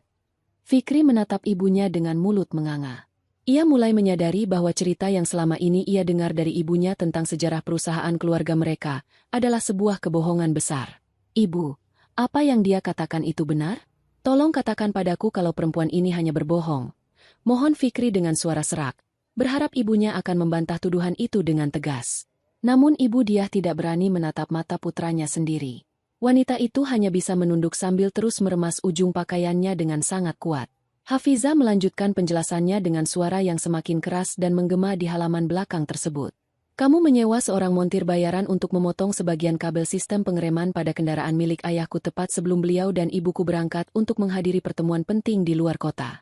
Kamu mengatur semuanya sedemikian rupa agar kerusakan itu terlihat seperti keausan mesin biasa. Dan ketika kendaraan mereka melewati jalanan menurun yang sangat curam, rem itu sama sekali tidak berfungsi. Kendaraan mereka lepas kendali dan terguling masuk ke dalam jurang yang sangat dalam. Suara Hafizah mulai bergetar. Air mata kesedihan menggenang di pelupuk matanya namun ia menolak untuk membiarkannya jatuh. Aku kehilangan kedua orang tuaku di hari yang sama, di usia yang sangat belia. Dunia yang selama ini menjadi tempatku berlindung hancur lebur dalam hitungan detik akibat keserakahanmu. Sementara kamu, dengan sangat tidak tahu malu, mengambil alih seluruh kendali perusahaan saat keluargaku sedang berduka, memanipulasi dokumen kepemilikan, dan menyingkirkan semua kerabat ayahku. Ibu Diah menggeleng-gelengkan kepalanya dengan cepat. Kepanikannya sudah mencapai titik puncak. Tidak, itu tidak benar. Kamu tidak punya bukti apa-apa. Montir itu sudah menghilang sejak lama. Kamu tidak mungkin bisa membuktikan tuduhan gila ini. Teriak ibu dia histeris, tanpa sadar bahwa sangkalannya justru membenarkan keberadaan montir bayaran tersebut. Hafiza tersenyum sangat sinis mendengar teriakan panik itu. Kamu memang berhasil membungkam mulut montir itu dengan sejumlah uang yang sangat besar agar dia melarikan diri jauh keluar pulau. Kamu pikir uangmu bisa membeli kebungkaman selamanya. Tapi kamu salah perhitungan. Montir itu selalu dihantui rasa bersalah selama bertahun-tahun, dan ketika anak perempuannya sakit parah tanpa biaya pengobatan, Rusdi berhasil menemukannya. Kami memberikan bantuan yang dia butuhkan, dan sebagai gantinya, dia memberikan sebuah pengakuan lengkap secara tertulis dan terekam jelas. Dia menyerahkan seluruh bukti transaksi perbankan saat kamu mentransfer uang tutup mulut itu kepadanya, lengkap dengan rekaman suara pembicaraan kalian saat merencanakan pembunuhan tersebut. Kalimat terakhir Hafiza benar-benar menghancurkan sisa-sisa kewarasan ibu dia. Wanita tua itu menyadari bahwa tidak ada lagi jalan untuk mengelak. Semua kejahatannya telah terbongkar dengan bukti yang sangat telak dan tidak bisa dibantah lagi. Segala kebohongan yang ia tutupi dengan harta dan kekuasaan kini terkelupas habis, menyisakan kenyataan bahwa ia adalah seorang pembunuh keji.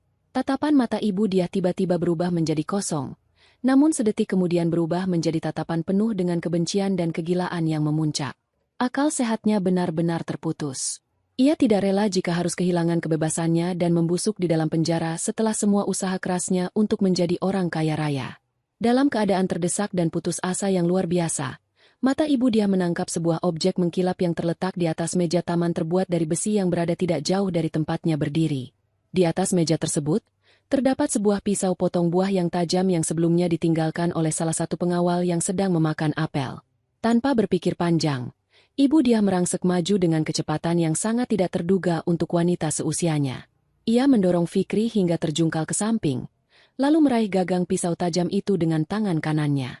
Sambil berteriak dengan suara yang melengking dan penuh dengan niat membunuh yang mengerikan, ibu dia nekat berlari menerjang ke arah Hafiza. Pisau itu terangkat tinggi di udara, diarahkan langsung ke dada menantunya. Kalau aku harus hancur dan membusuk di penjara, maka kamu harus mati malam ini juga menyusul kedua orang tuamu ke alam baka. Jerit ibu dia dengan mata melotot liar, mengerahkan seluruh sisa tenaga yang ia miliki untuk menghabisi nyawa wanita yang telah menghancurkan hidupnya tersebut. Waktu seakan berhenti berdetak saat ibu dia berlari dengan sangat kencang membawa bilah pisau yang memantulkan cahaya terang dari lampu sorot taman. Niat membunuh yang sangat pekat terpancar dari wajahnya yang sudah kehilangan bentuk akibat amarah dan keputusasaan yang tidak terkendali. Fikri yang terjatuh di atas tanah basah hanya bisa membelalakan matanya lebar-lebar. Mulutnya terbuka ingin meneriakkan sesuatu namun suaranya tertahan di tenggorokan. Ia tidak menyangka ibunya akan bertindak sejauh itu hingga berani menghilangkan nyawa seseorang tepat di depan matanya sendiri. Hafiza yang berdiri menjadi sasaran serangan maut tersebut sama sekali tidak bergeser dari posisinya, apalagi menunjukkan raut ketakutan sedikitpun. Mata wanita berhijab itu tetap menatap lurus dengan sangat tenang, seolah-olah ia sudah memperhitungkan setiap kemungkinan terburuk dari tindakan mertuanya itu. Ia tidak perlu menghindar karena perlindungan telah disiapkan dengan sangat sempurna. Hanya dalam hitungan sepersekian detik sebelum ujung tajam pisau itu sempat menyentuh pakaian Hafiza, salah satu pengawal berbadan besar yang berdiri paling dekat segera mengambil tindakan kilat. Dengan refleks yang sangat terlatih dan gerakan yang sangat presisi, pengawal tersebut melangkah ke depan dan menangkis keras pergelangan tangan kanan ibu dia. Terdengar bunyi benturan tulang yang cukup keras menyusul tindakan tersebut. Ibu dia menjerit kesakitan yang amat sangat saat tangannya dipuntir dengan paksa ke arah belakang punggungnya. Genggamannya pada gagang pisau seketika terlepas. Benda tajam itu terlempar ke udara sebelum akhirnya jatuh membentur lantai batu taman dengan suara dentingan yang memecah keheningan malam yang tegang. Tanpa memberikan sedikit pun celah untuk melawan balik, pengawal tersebut langsung menekan tubuh ibu dia ke bawah, memaksanya berlutut di atas tanah sambil menahan kedua tangannya kuat-kuat di belakang punggung. Wanita tua yang serakah itu kini mengerang kesakitan. Wajahnya menempel pada tanah rumput yang dingin, meratapi kekalahannya yang sangat memalukan. Puncak keputusasaan benar-benar menyelimuti keluarga tersebut. Kegagalan ibu dia untuk melukai Hafiza menandai akhir dari segala perlawanan sia-sia yang bisa mereka berikan. Keadaan malam itu semakin mencekam ketika dari kejauhan, sayup-sayup mulai terdengar suara yang sangat ditakuti oleh setiap pelaku kejahatan. Suara raungan sirine memecah kesunyian malam, bernada naik turun dengan sangat nyaring. Semakin lama, suara tersebut terdengar semakin mendekat ke arah lokasi kediaman mewah tersebut. Kilatan cahaya dari lampu peringatan kepolisian yang menyala terang menyapu tembok luar rumah, menciptakan bayangan-bayangan panjang yang menari-nari di sekitar taman belakang. Suara decit rem kendaraan roda 4 terdengar bergesekan dengan jalan aspal di depan rumah, menandakan bahwa rombongan petugas keamanan negara telah tiba dalam jumlah yang sangat banyak. Rusdi, pengacara kepercayaan Hafiza yang sejak tadi hanya dia mengamati seluruh jalannya peristiwa, perlahan-lahan melangkah maju mendekati posisi Fikri dan Ibu Diah. Pria parubaya itu membetulkan letak kacamata bacanya dan menatap kedua pelaku dengan pandangan yang sangat merendahkan. Tindakan nekat barusan hanya akan menambah daftar panjang pasal pidana yang akan menjerat Anda, Ibu Diah. Percobaan pembunuhan berencana dengan saksi mata yang lebih dari cukup, ucap Rusdi dengan nada datar namun sangat tajam. Dan apakah Anda berdua berpikir kami menghabiskan waktu berbicara panjang lebar di taman ini tanpa alasan yang jelas? Pihak kepolisian tidak perlu bersusah payah melakukan interogasi berulang-ulang di ruang pemeriksaan. Mereka telah mendengarkan semua pengakuan Anda secara langsung sejak tadi, Ibu Diah. Alat penyadap suara dengan teknologi paling canggih telah terpasang di sekitar area ini dan terhubung langsung dengan saluran komunikasi milik pihak berwenang. Mendengar penjelasan Rusdi, Fikri merasa seakan-akan ada beban berat bertonton yang menimpa kepalanya. Harapannya untuk bisa mengelak atau menyewa pengacara untuk memutarbalikkan fakta kini telah hancur sepenuhnya. Bukti nyata berupa pengakuan langsung dari mulut ibunya telah direkam secara sah, ditambah dengan percobaan pembunuhan yang baru saja terjadi. Tubuh Fikri bergetar sangat hebat. Keringat dingin bercucuran membasahi seluruh wajah dan punggungnya. Ia merangkak dengan sangat menyedihkan di atas tanah yang basah, menghampiri ujung sepatu Hafiza. Ia mengabaikan semua harga diri dan kesombongan yang selama ini selalu ia agung-agungkan. Fikri merangkul pergelangan kaki Hafiza dengan kedua tangannya sambil menangis terseduh-seduh seperti anak kecil yang kehilangan arah. Hafiza, aku mohon padamu dengan segenap hatiku. Ratap Fikri dengan suara serak dan napas yang tersengal-sengal akibat kepanikan luar biasa. Tolong beri aku satu kesempatan lagi. Aku berjanji akan berubah menjadi pria yang baik. Aku tidak tahu menahu soal pembunuhan orang tuamu. Sungguh aku tidak tahu. Itu semua perbuatan ibuku, bukan aku. Tolong pisahkan aku dari masalah ini. Aku adalah suamimu. Aku berjanji akan mencintaimu setulus hati dan menghabiskan sisa hidupku untuk membahagiakanmu. Kita bisa memulai kehidupan baru yang bahagia. Hanya kita berdua. Tolong, jangan biarkan mereka membawaku ke tempat mengerikan itu. Hafiza menundukkan pandangannya, menatap wajah laki-laki yang sedang meratap di dekat kakinya itu. Bukannya merasa iba, rasa muak justru semakin memenuhi dadanya. Hafiza menarik kakinya dengan gerakan menyentak yang cukup keras, melepaskan cengkraman tangan Fikri hingga pria itu terjengkang ke belakang. Hafiza memandang Fikri dengan sorot mata yang penuh dengan penghinaan mendalam. Kamu benar-benar pria yang sangat menyedihkan dan tidak memiliki tulang punggung, Mas Fikri. Ucap Hafiza dengan suara lantang yang menggetarkan udara malam. Di saat kau terdesak, kau dengan sangat mudah melemparkan seluruh kesalahan kepada wanita yang melahirkanmu.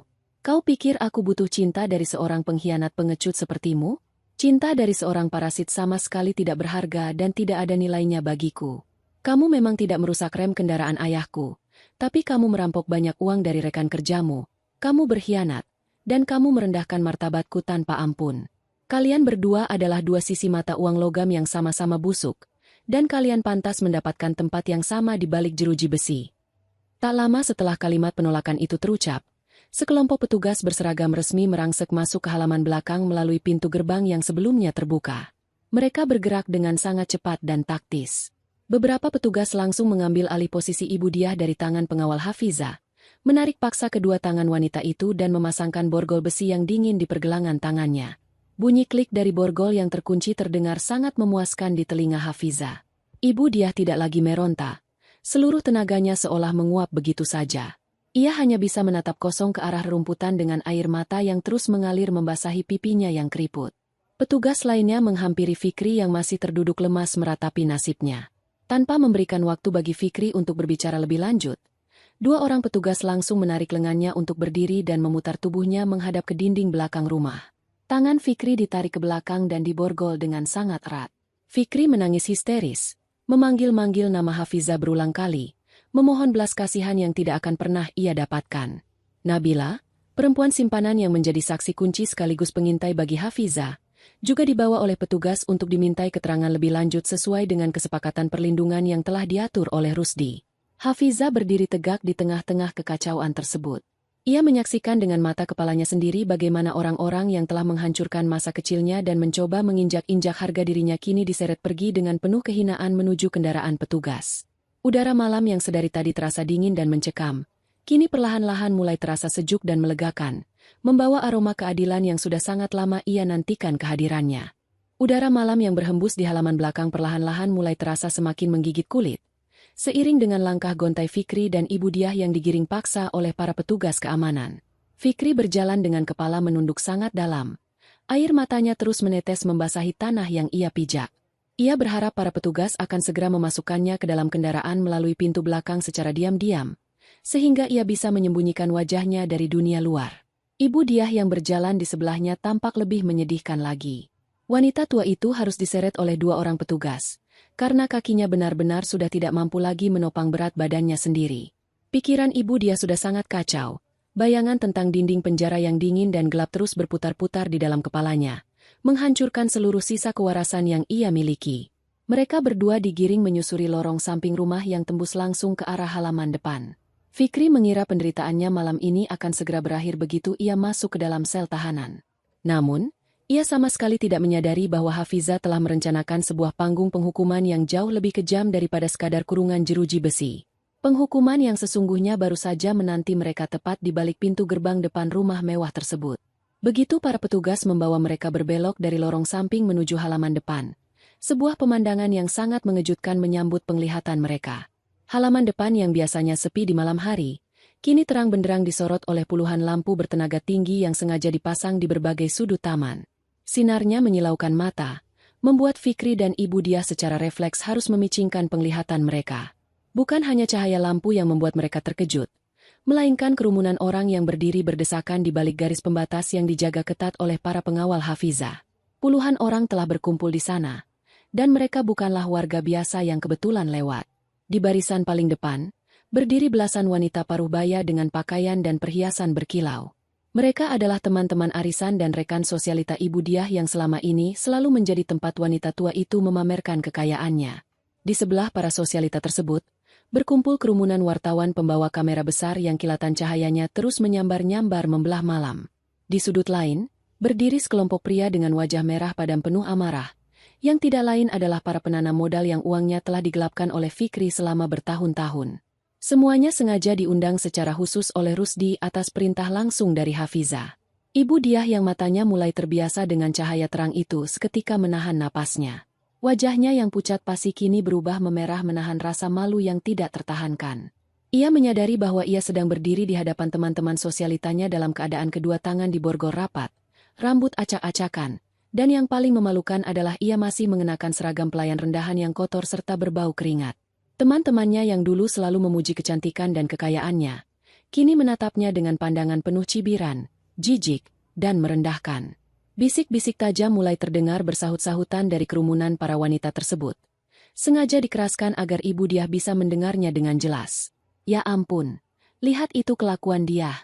Dulu sombong sekali setiap kali arisan, memamerkan perhiasan yang ternyata hasil dari menipu dan membunuh orang, sekarang malah pakai baju pelayan dan diborgol pula.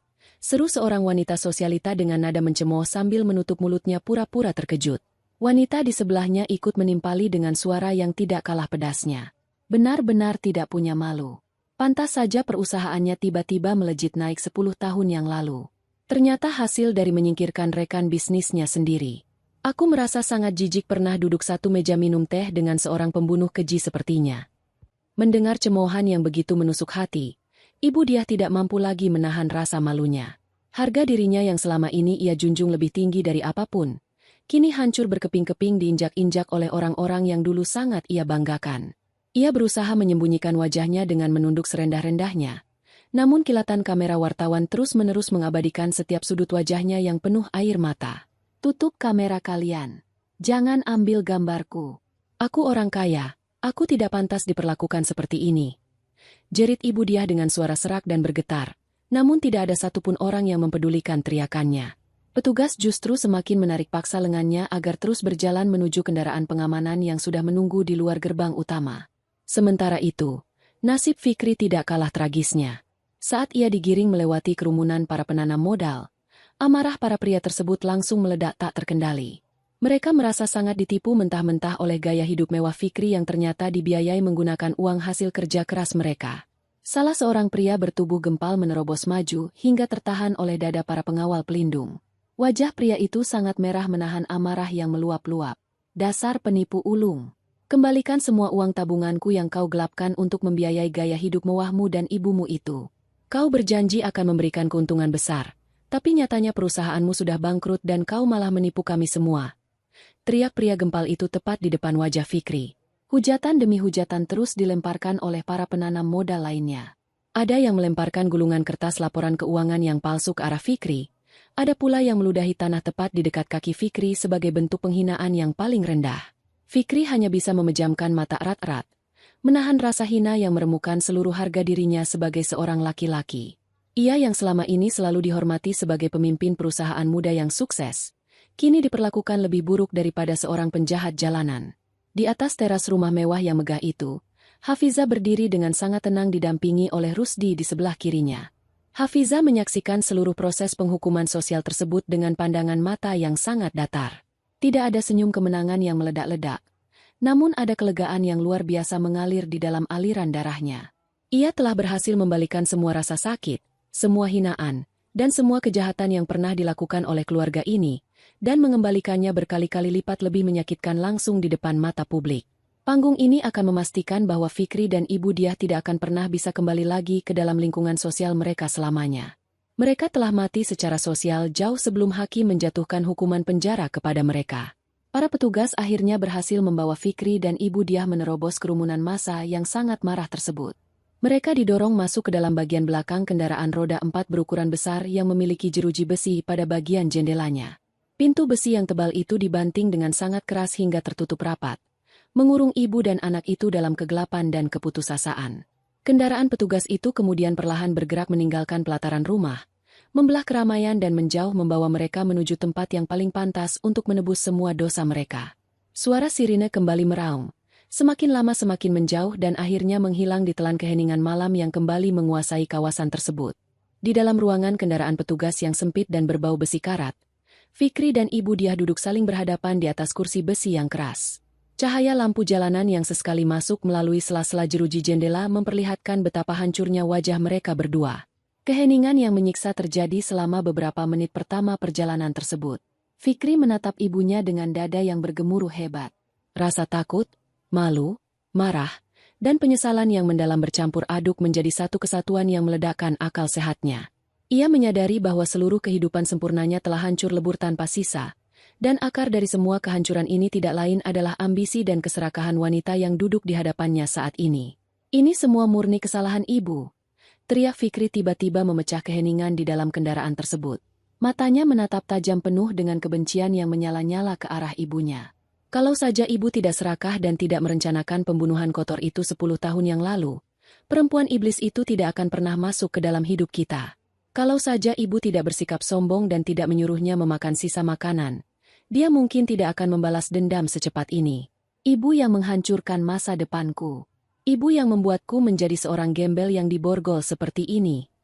Mendengar tuduhan kejam dari darah dagingnya sendiri, Ibu Diah tidak tinggal diam. Sisa-sisa kesombongannya kembali muncul bercampur dengan rasa panik. Ia menatap balik anaknya dengan tatapan yang tidak kalah marahnya.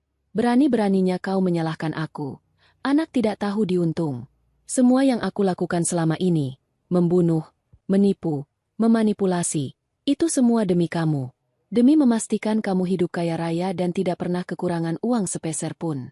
Kalau kau memang laki-laki yang pintar, kau tidak akan tertipu mentah-mentah oleh perempuan itu dan selingkuhanmu yang bodoh itu.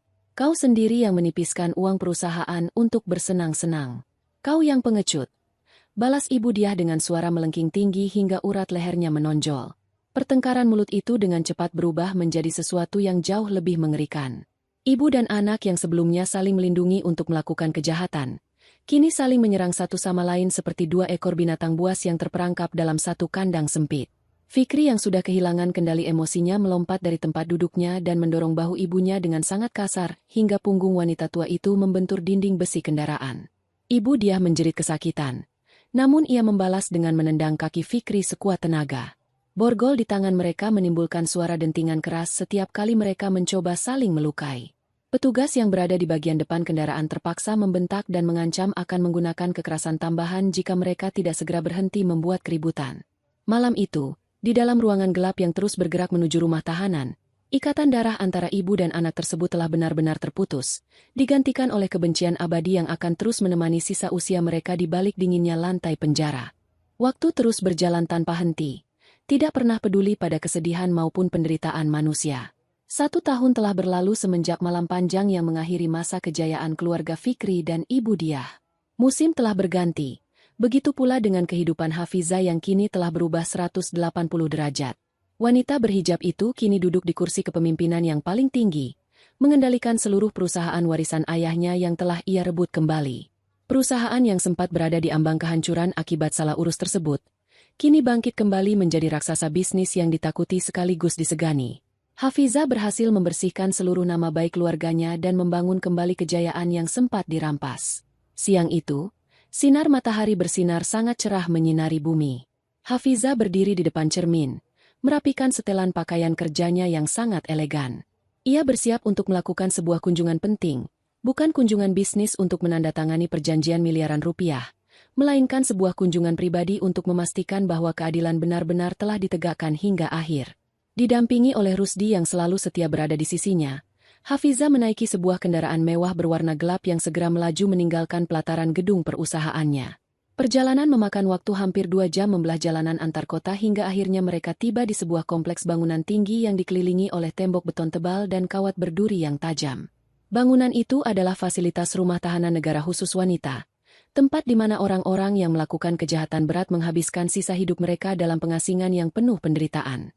Setelah melewati serangkaian pemeriksaan keamanan yang sangat ketat, petugas sipir yang berjaga mengantarkan Hafizah dan Rusdi menuju sebuah area terbuka di bagian dalam fasilitas tersebut.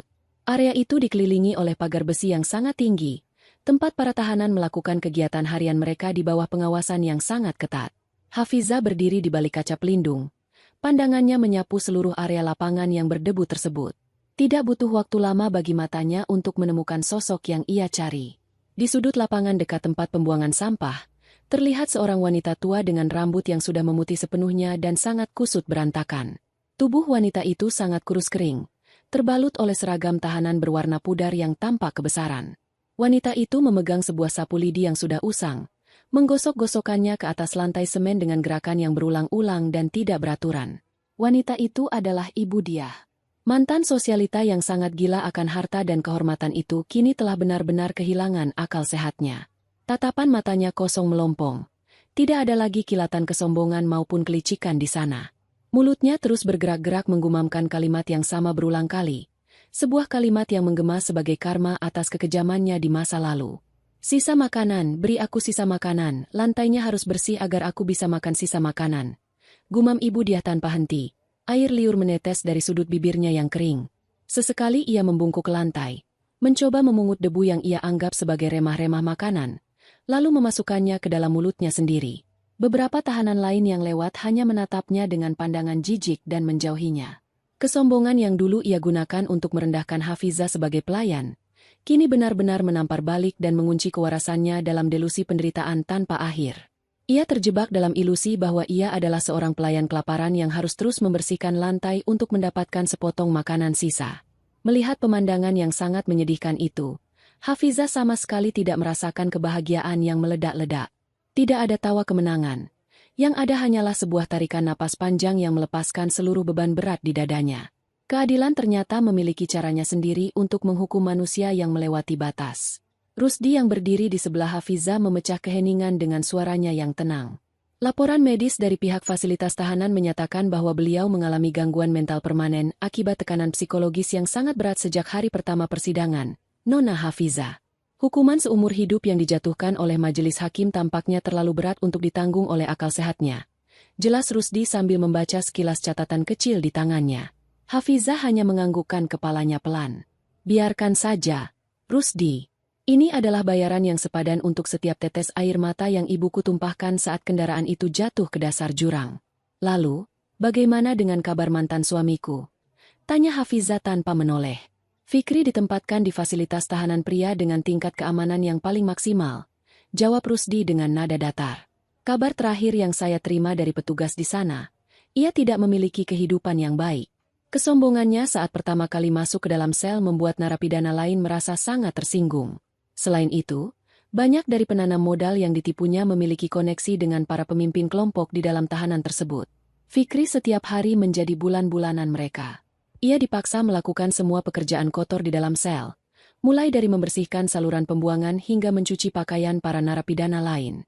Tubuhnya dipenuhi oleh luka lebam permanen, dan ia menanggung penderitaan fisik dan batin yang luar biasa setiap detiknya. Ia juga dijatuhi hukuman 20 tahun kurungan tanpa kemungkinan pengurangan masa tahanan. Mendengar laporan lengkap dari Rusdi, Hafizah akhirnya memutar tubuhnya dan melangkah menjauh dari kaca pelindung tersebut. Langkahnya terasa sangat ringan, seakan-akan rantai tidak terlihat yang selama ini membelenggu pergelangan kakinya telah hancur berkeping-keping.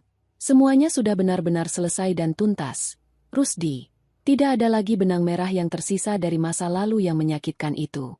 Keadilan akhirnya menang dan berpihak pada kebenaran. Ucap Hafizah dengan suara yang memancarkan ketenangan absolut. Benar, Nona. Anda telah berjuang dengan sangat luar biasa cerdas. Sahut Rusdi sambil tersenyum bangga, mengikuti langkah atasan sekaligus orang yang sangat ia hormati tersebut menuju pintu keluar fasilitas. Hafizah berjalan keluar dari pintu gerbang utama rumah tahanan tersebut. Cahaya matahari siang langsung menyambut wajahnya, memberikan kehangatan yang sangat menenangkan. Ia menghirup udara kebebasan dalam-dalam, mengisi paru-parunya dengan harapan baru dan kehidupan yang sepenuhnya berada di bawah kendalinya sendiri.